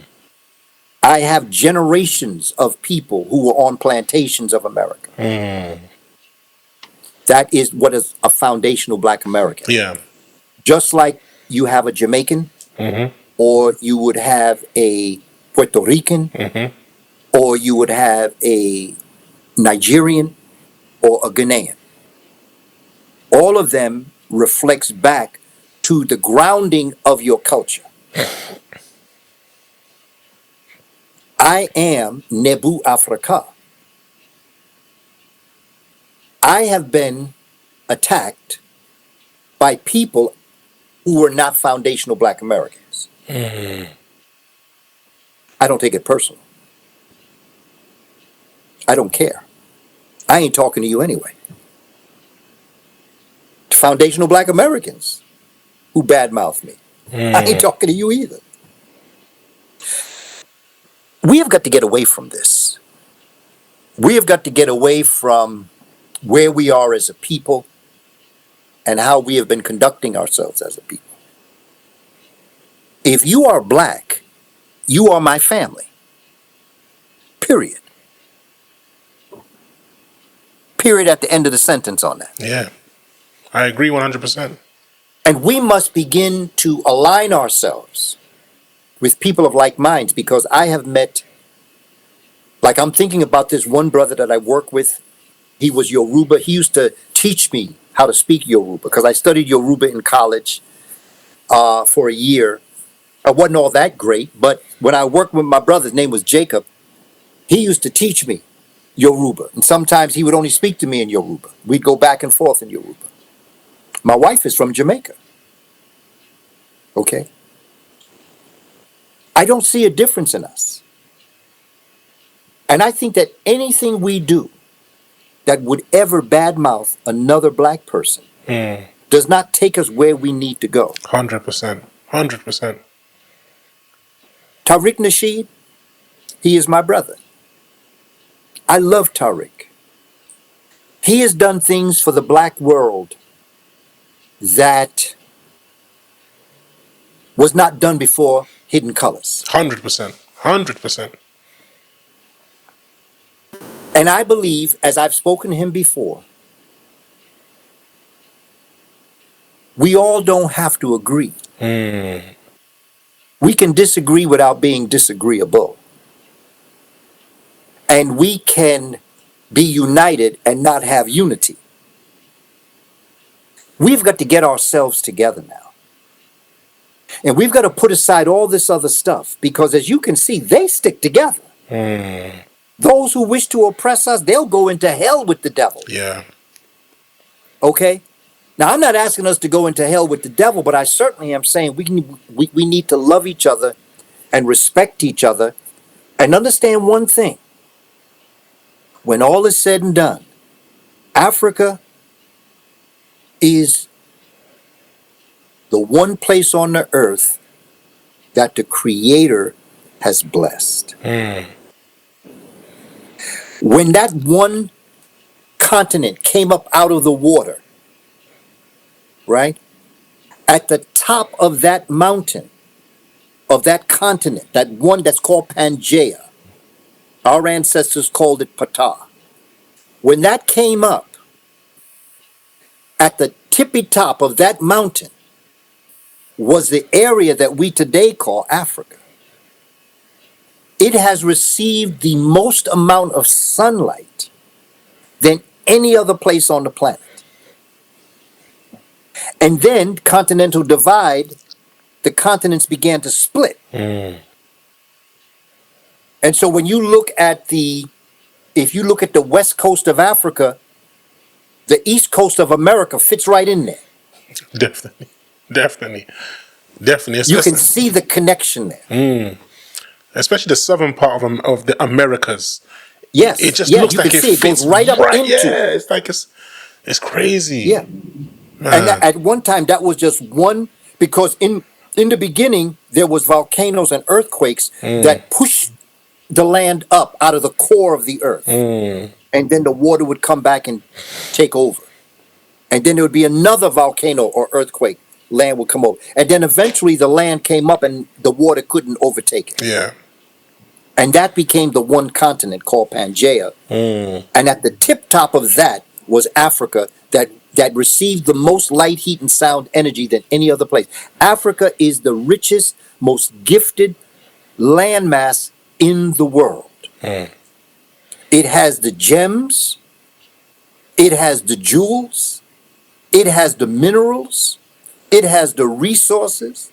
Every plant that exists can find one of its own in Africa. Every animal that exists, from the horse, which is the zebra, to the dog, which is the jackal, is in Africa.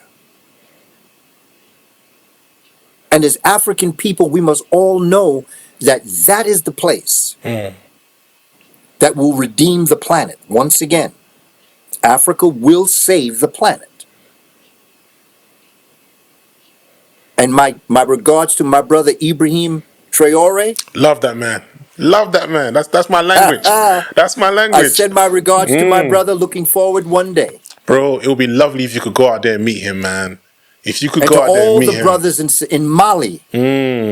Mali confiscated the gold that Canada was trying to take out. Yeah. Okay. There's something happening. There's something happening. All over the world, brother. I'm part of a group that is based in the Caribbean, but it's a diasporian group. And the Organization of African Unity is attempting to create a sixth region of Africa. North, South, East, West, and Central. And they want to create a sixth region, which is the diaspora. And I've been working as it relates to education, because that's my lane. I'm in my lane, education. Developing educational programs for the children and for the communities of this particular group that wants to become a region. There is a phenomenal relationship that the African diaspora has with the continent. The continent needs us, and we need the continent. And what I'm saying to us, brother Drazzy, am I pronouncing your name right, Drazzy, brother? I've been calling you perfect. Drazzy all this time. I want to make sure I'm doing it No. right. You're 100% Drazzy, yeah. My thing is, the number one thing that as black folk we need to do, we need to stop fighting amongst ourselves. 100%. 100%. No more. No more.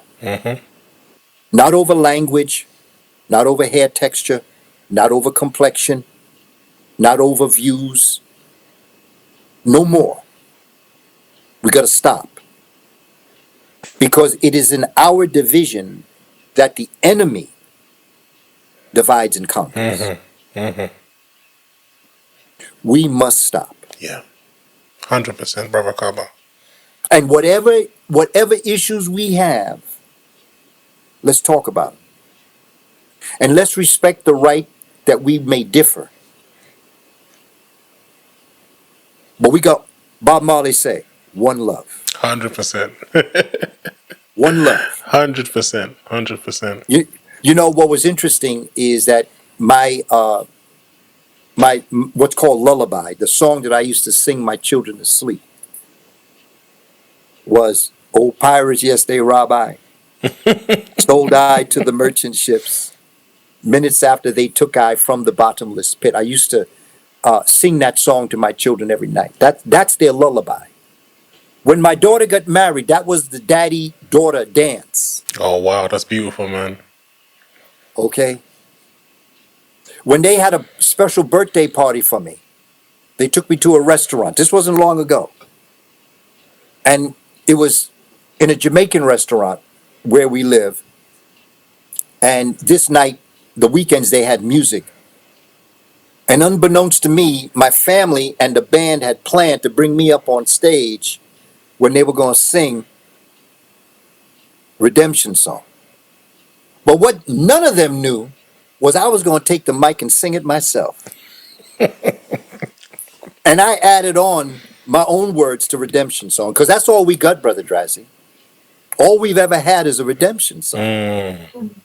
You know, and what we say to our people, won't you help to sing these songs of freedom? These redemption songs. Marcus Garvey songs, Malcolm X songs. Okay. Nanny of Jamaica songs. You know, Toussaint and Christophe songs, Bambata songs, Harriet Tubman songs. The songs of our people around the world, the redemption songs of colonialism and enslavement. Won't you help to sing these songs? Or are you going to be a dichotomous singer as opposed to a diunital singer? We have to get this together, brother. And to the family, we have to get this together. I'm about to go on tour in 2026. It's called Before the Beginning Began Tour. You know, there's a brother in UK, Brother Andrew Muhammad. He's known as the Mr. Investigator. I've heard of Andrew Muhammad. Robin Walker spoke about him. He took him to the Gambia. Gambia, exactly. Yeah. And they're going to bring me to Gambia also to their retreat there. But he wants to bring me on tour to UK in 2026. Wants to hit a couple of places there. That would be amazing, man. I would love to meet you when you come. Oh yeah, well definitely. Well, it's going to be out there, and also I encourage the family. If you want more information, you go to my website, www.kabakamene.com. KABAKAMENE.com. Okay. And a lot of my materials are up there. You can get a free e-course and study guide that I have up there. You can also go to my Instagram page at Kaba Kamene, KABAKAMENE. And you can, that's my community bulletin board. That's where I let people know where I'm going to be. I put posts up there sometimes. Yeah. I noticed that you put that post up about the sister. Oh, gosh. And see, I put on my Facebook page the speech that Malcolm gave about the House Negro and Field Negro. Yeah. Let's talk about Kemi Badenoch, the newly crowned leader of the UK's opposition Conservative Party. She's the perfect example of what you might call a 21st century House Negro. The British Empire ended slavery, the Atlantic slave trade. We need to talk about that more. Do you remember Malcolm X's analysis that if the master fell ill, the House Negro would say, "What's the matter, boss? We sick?" Because he ends up identifying with his oppressor. Well, Badenoch takes it a step further. She's not just saying we in the sense of her and her master. She wants all of us to forget the British Empire's brutality during slavery and instead thank Britain for ending it. Sister. And, I was watching the sister talk about that other sister. It's called the imposter syndrome. It's part of the disease of what happens to us as a people. Because, in a very interesting way, and maybe people might not necessarily agree with me when I say this, but I love her too. But she's ill. Yeah. She's ill. Definitely. Like when you see somebody that's ill and they're acting because of their illness, recognize their illness. Don't get too close because you might catch it. But just understand that she is a person that has been so hurt that she has learned to hate herself. Because what she's doing is not because she hates black people. Yeah. She's doing what she's doing because she hates herself. 100%. And every time she sees somebody that look like her, the only way she can express her hate for herself is by hating them. We must have unconditional love, but at the same time, understand what we're dealing with. So I'm not being foolish about this. Let's be clear. But sometimes we live in a world where we have such intense anger. It's like swallowing poison, expecting the person we're having a problem with to die. You drank the poison of hate. You're going to get sick. 100%. I know what got us in this position. I know the underhandedness, the fear, the horror of what they did to us. But at the same time, I take full responsibility for the position that we find ourselves in. Not because I don't know what they did, but because, Brother Drazi, psychologically, if you blame somebody else for the position you find yourself in, you give them the power to get you out of that position, but you also give them the power to keep you in it. I take full responsibility. So I tell them right off the bat, what I'm doing is none of your damn business. I didn't call your name. You know, in mathematics, when you teach high school mathematics, you know, you have equations. And in the equations, you have variables. And it's in the search for your variables that's going to solve your problem. White folk ain't a variable in my equation. So you have no right to speak. What brings me here to speak to you, you are a variable in my equation. Bless you. God bless you. God bless you. The people that are watching you, you are variables in my equation. You matter to me. They don't. I keep my eye on them. But my focus is on you, our community. I keep my eye on them, but my focus is on our community. I like that, man. Every moment you spend about them is a moment you can't spend about yourself. And if there's one thing I could tell the young people that are your audience, just all in general, but to the young people in particular, have no fear for atomic energy. The Western world. Have no fear for atomic energy because none of them can stop the time. How long shall they kill our prophets while we stand aside and look? Yeah. Some say it's just a part of it. We got to fulfill the book. Bob Marley. Young people, it's going to be all right. We've been through worse. It's going to be all right.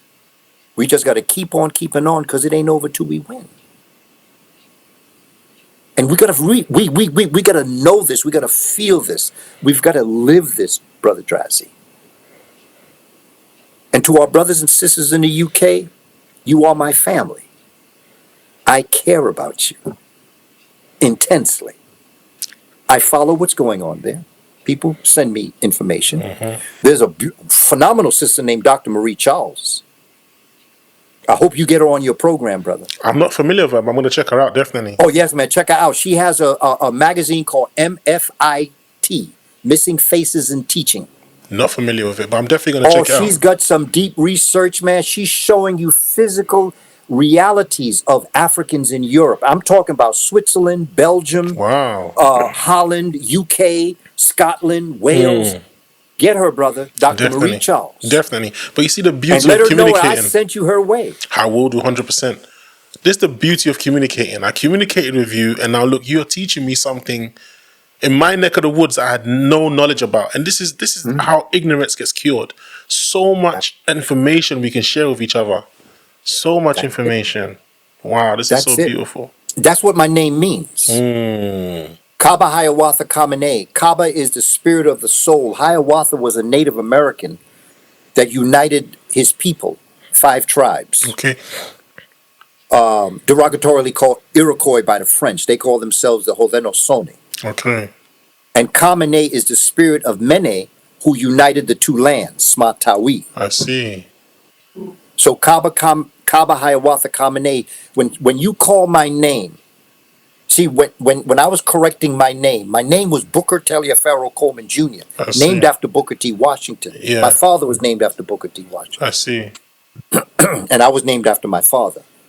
When I was correcting my name, I went to the shamans, I went to the priests and priestesses, African, and they said, when you correct your name, you choose a name that is not a noun that describes who you are. You choose a name that's a verb that tells you what your divine destiny is.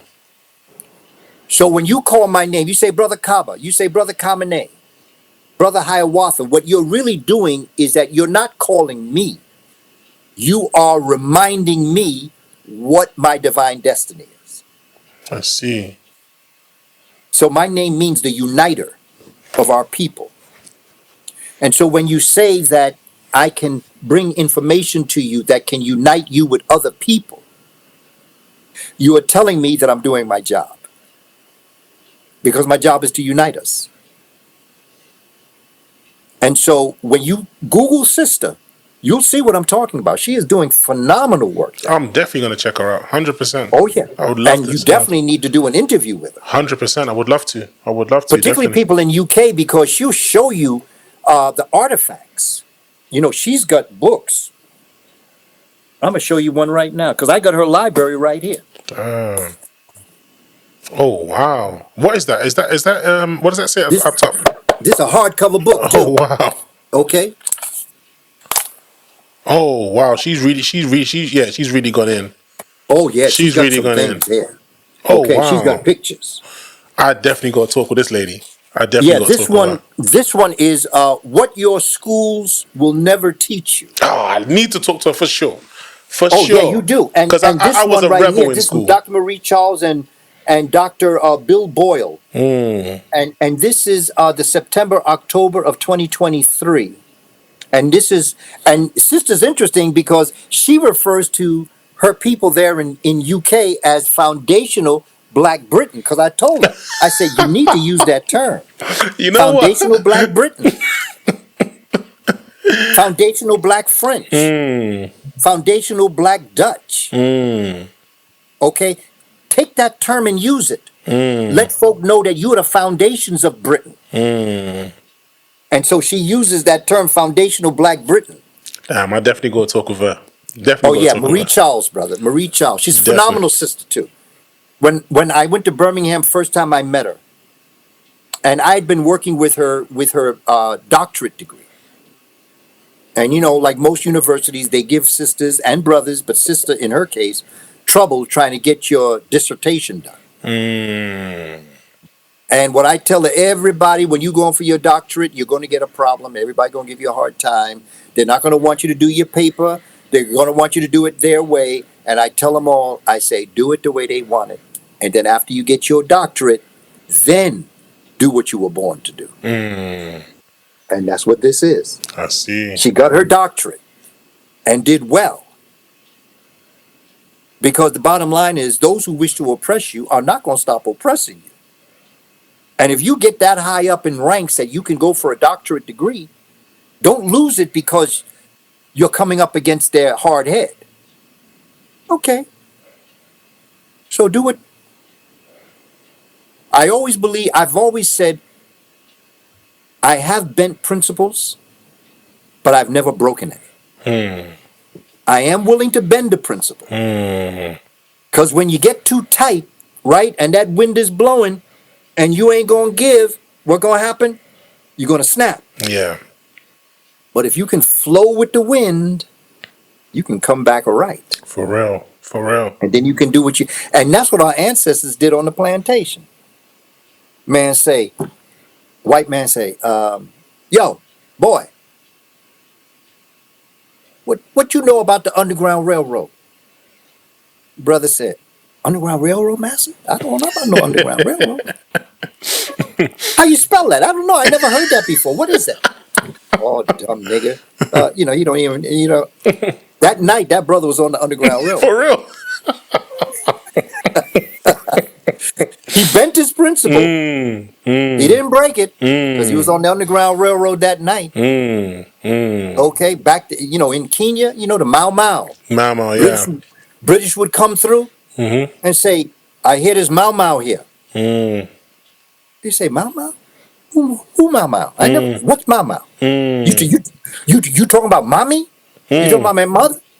I don't know nothing about no Mau Mau. That night, that brother slit that British man's throat because he was Mau Mau. Mau Mau, yes, 100% true. 100% Okay, true. so my thing is that in what we do very smoothly is that we have to know when to and when not to. In fact, that's how we opened up our conversation about the idea of knowing the balance of things and how to flow in life when you're living in hell. Because even angels living in hell have to act a little devilish. That's why you're in hell. So that as we move forward, we know how to balance it so that when we do return to the promised land, when we do get back into heaven, we can become angelic. But there are times that even angels have to act like devils in hell. So we got to know when to and when not to. Martin Luther King was right in what he did. Malcolm X was right in what he did. Okay? There's a time to be Martin and there's a time to be Malcolm. Yep. Don't be Martin when you should be Malcolm, and don't be Malcolm when you should be Martin.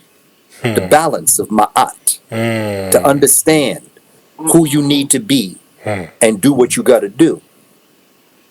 And so when people ask you Mau Mau, you say, you don't know nothing about no Mau Mau. When people ask you about the Underground Railroad, you say, I don't know nothing about no Underground Railroad.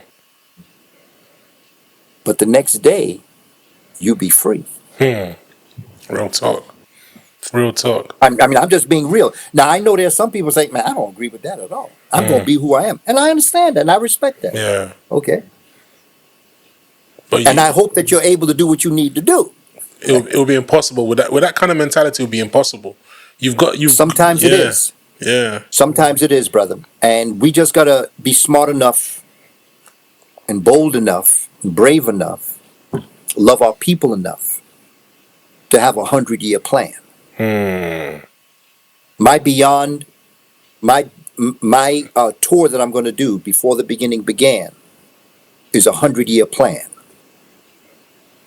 I ask us as a people, where do you want our children to be in the year 2125? Where do you want them to be? Where do you see them in 100 years? And then from that point in the present, start working towards it, yeah. 100%. Because my thing is education. That's my lane. Yeah. There's some people in politics. There's some people in spirituality. There are some people that are in economics. Okay. That's your lane. Yeah. My lane is education. Yeah. And I have a 100-year plan. And I'm going on the road to talk to the people because I'm at a point in my life now where it's time to get on the road and begin to manifest, begin to do what I've been saying we should be doing. 100. So I'm on the road, brother. That's it. I just got to finish my fifth book. And once I finish that, it's called Before the Moors. Okay, that sounds interesting. Because we got a lot of conversation about who the Moors were. So we need to have a conversation about the Moors. Definitely. So my book is going to do that. Definitely. So family, I just appreciate you, my brother Drazzy. Thank you for this Appreciate you too. opportunity. Thank you for doing what you do. I'm so proud of what you're doing, brother. Thank you very much. I really appreciate that. I really appreciate Yes, that. man. Really Yes, man. appreciate I've been it. looking forward to this conversation. Me too, brother Kaba. You don't understand. From the moment I messaged you and we were in contact on WhatsApp and the emails, I just couldn't wait for us to have this conversation. And it's been an amazing, mind-blowing, knowledge-seeking, information. And I know once I watch it back and edit it, there's gonna be parts that flew right over my head because you're too deep for me, brother. I gotta watch it. I gotta watch it in doses. You know what I mean? And catch what you're dropping, man. Because you drop a lot of science, and it's been an Yes, honor. It's been an honor. Thank you so much for giving me some of your yes. time. Thank you so much But for one sharing thing your I'd like you wisdom. to know, Brother Drazzy, there is not one thing that I said that you didn't know before our conversation. All I did was facilitate, use words so that you could know you always knew it. You are a born genius, brother. God bless And you. in our life, we are born to come in contact with people that make us aware of what that genius is. That's the first thing I always told children in school. First thing I came out my mouth in my classroom, including college. Everybody in this room is a genius. My job is to assist you and to facilitate you finding what your divine gift from the Creator is. I ain't gonna make you into anybody that you ain't already. All I'm simply gonna do is shine the light on your genius. 100%. 100%. Brother Kaba, thank you so much for your time, the knowledge, the wisdom. I really appreciate it. And is there anything you want to say to the audience before we wrap it up? I want to tell them solar power is the future wealth of the planet. Teach the children. Solar power. If you want a free book on it, you can go to Kindle. It's called Solar Power Demystified. If you want to know the first thing you should do with children to teach them solar power, teach them, get a book from a bookstore about the sun and teach them the various aspects of the sun. Because all of our energy, everything that we do, comes from the sun. Solar power is the future wealth of the planet, and it's going to be nuclear fusion, not fission, as the Western world uses, where you split the uranium atom apart. It's when you fuse them together. Like all things in nature, power comes when you come together. And as the brothers and sisters in the Black Panther Party used to say, all power to the people. All power to the people. Thank you very much, sir. Have a lovely evening. Oh, well, I don't know. Your end is the afternoon. Have a lovely afternoon, and God bless, brother. Looking forward to the future, brother. Yes, brother Kaba. Peace. Peace, brother. Ladies and gentlemen, that was an amazing conversation with someone I've been wanting to talk to for so long. And the reason being, I love and I respect this man's mind so much. And yeah, man, I don't even know what to say, man. Guys, leave your comments, share, like, subscribe, get this out there, man. I thought that was an amazing conversation. To be honest, it was more like it was more like a schooling, man. I felt like I was a student at school. I was just sat there just soaking in all the knowledge, man. I'm sure you felt the same way too. Let me know how you guys felt about this conversation and the key parts that you respected. Put them down, man, in the comments. Guys, it's the Drazzy Show. Please like, comment, share, subscribe. And God bless you wherever you are. Morning, afternoon, evening. Peace.